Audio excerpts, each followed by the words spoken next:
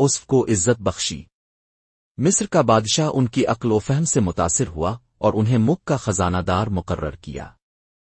आखिरकार वही भाई जो उसफ को कुनवे में डालकर भूल गए थे उन्हीं के सामने गल्ला लेने के लिए हाजिर हुए।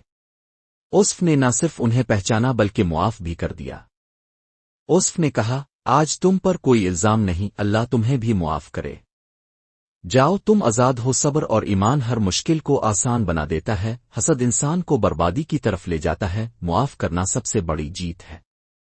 कुरान की आयत, सूरत यूसुफ 12:90। मैं यूसुफ हूं और ये मेरा भाई है। अल्लाह ने हम पर अपना फजल फरमाया है। जो अल्लाह से डरता है और सब्र करता है तो बेशक अल्लाह नेक लोगों का अजर ज़ाय नहीं करता।